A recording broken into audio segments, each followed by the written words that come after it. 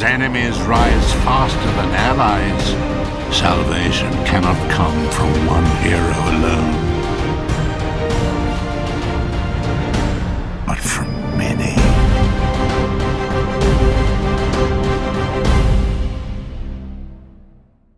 Enter my mind, Vestige, and walk with me through the shadows of past events.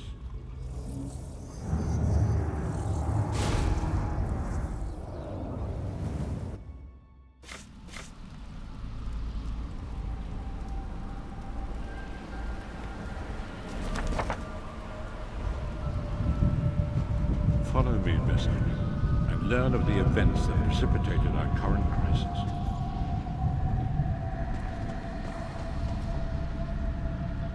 My part of the story began when I awoke on the steps of the Abbey of the Moth Priests, with no memory of my prior life. The Moth Priests took pity upon me and brought me into their fold. I was weak and near death.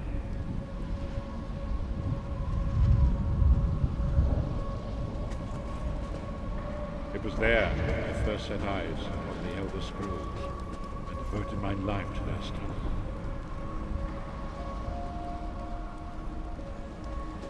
The scrolls allowed me to glimpse the very fabric of reality, but each profound insight dimmed my vision and eventually left me permanently blinded to the light.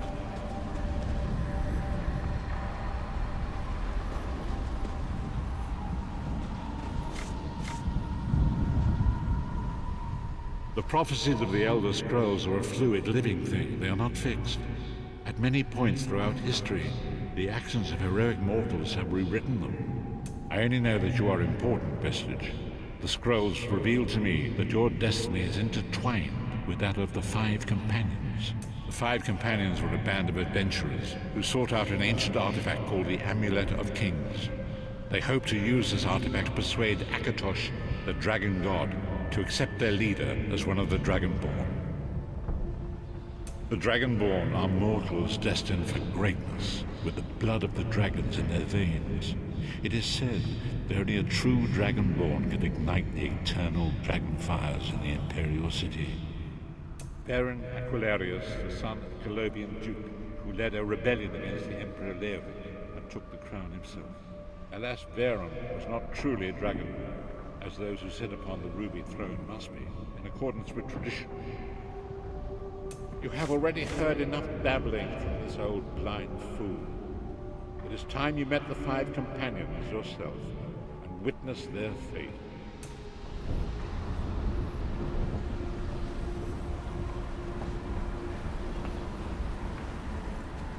The first companion, Lyris Titanborn, daughter of giants, was the mightiest warrior in the service of the Emperor. Next, Abner Farn, a powerful sorcerer, Grand Chancellor of the Imperial Elder Council. The Red Guard Swordmaster, Sai Sahan, leader of the Imperial Dragon Guard. The Imperial Emperor, Baron Aquilarius, who attempted to light the dragon fires and failed. And finally, Manamago, the traitor, king of words, a powerful necromancer, and your execution. These were the Five Companions who set out from the Imperial City on an epic quest to recover the lost Amulet of Kings. Many Marco convinced Veren that the amulet could be used to perform a ritual that would rekindle the dragon fires. He claimed this would please Akatosh and entice him to adopt Veren as one of the Dragonborn. By tradition, only the Dragonborn can lay claim to the Ruby Throne and rule as the one true Emperor by divine right. Veren conquered Cyrodiil and took the throne, but unless he became Dragonborn, he feared he'd always be thought of as a pretender. Manamako the traitor, the great enemy, the most powerful necromancer this world has ever known. His worm cult infiltrates and corrupts every corner of Tamriel. It was he who convinced Veren to perform the ritual you are about to witness. Disaster, war, and pestilence. A A world brought to its knees. Now watch and see how one man's arrogance brought about the greatest threat our world has ever known.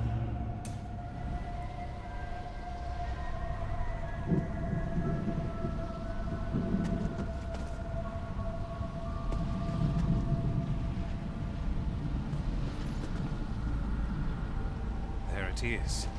The Dragonfire Brazier. Manimarco. It will work, my liege. The Amulet of Kings will rekindle the dragon fires and ensure your rightful place as Emperor. You have my word. It better work, Manimarco, or you'll find your neck at the business end of my axe. My lord, I wonder if you'd muzzle your half-giant pet. She really is annoying. Enough, both of you. We are here to ensure my lord's rightful claim to the Ruby Throne. Abner, begin the ritual. I have a destiny to fulfill. By the lighting of the dragon fires, I claim my rightful lineage. By the fires of creation, let me be reborn. By the will of Akatosh, I proclaim myself Dragonborn.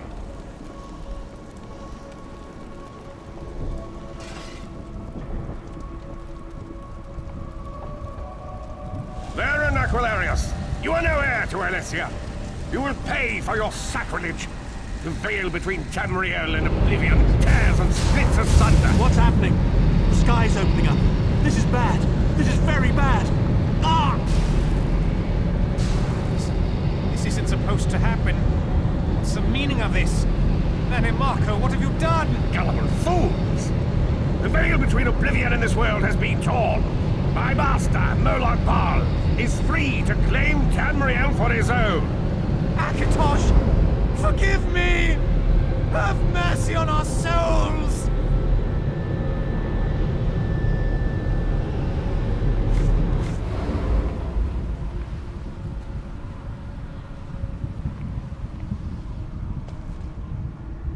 The ritual tore the veil between Nan and Oblivion, allowing Manimarco to begin stealing the souls his master needed to power the Dark Anchors and initiate the Plane Melt.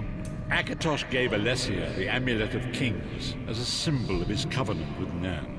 So long as the amulet remained in the care of Alessia's heirs and the dragon fires remained lit, Tamriel would be protected from the Daedra. Manimarco tricked Varen into breaking the covenant, and the veil between Oblivion and Nan was torn. The Elder Scrolls named this event the Soul Burst. It gave Moloch Baal the opportunity to disconnect the souls of Nan from their hosts. Varen was lost. In the chaos of the moment, Sai Sahan took the Amulet of Kings and fled. Leris was captured by Manimarco and delivered to Cold Harbor, the realm of Moloch Baal. Tharn remains Chancellor of the Elder Council, and his daughter Trivio rules as Empress Regent. But the true power remains in the hands of Manimarco and his worm cult. When I discovered the truth about the 5 companions, I made subtle inquiries, but apparently not subtle enough. Manimarco got word of my interests and abducted me. He took me to Cold Harbor, where I remained a prisoner until you freed me. The truth is always a threat to evil men. Manimarco feared I would reveal his treachery, and if knowledge of Nan's vulnerability were to become known, it could threaten his master's schemes. Moloch Baal does not favor loose ends. Walk with me. Long ago it was written, so long as the Amulet of Kings was borne by Alessia's heirs, Tamriel would be protected from the forces of Oblivion. But the Soul Burst tore the veil between worlds and gave Moloch Baal the opportunity he desired.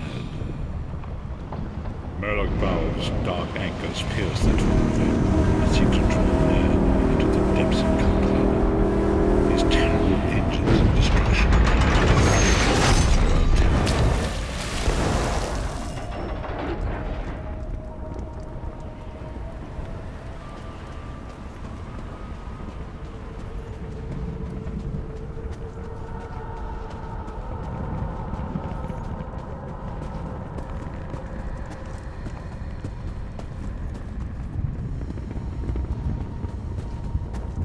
If the Lord of Brutality and Domination is successful, he will merge our world and his own in a terrible plain mill. Few will survive the ordeal, and those that do will be enslaved for all eternity.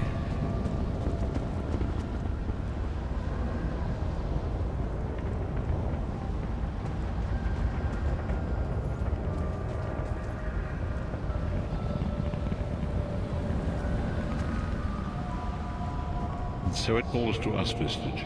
We must stop Molag Bal and his dark angers, or our world is doomed. And now history seems to have caught up with us. Shall we return to the harborage? As you say.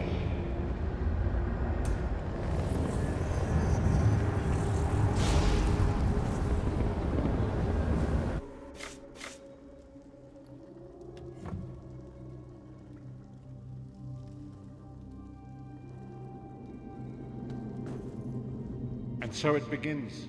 The remainder of the story has yet to be written. It is your story now. And there is so much to do. But know this, you will not walk this path alone. We must grow in strength and in numbers. You will need more than the company of an old blind man to alter the course of history. We must assemble our own group of companions. The first you have already met.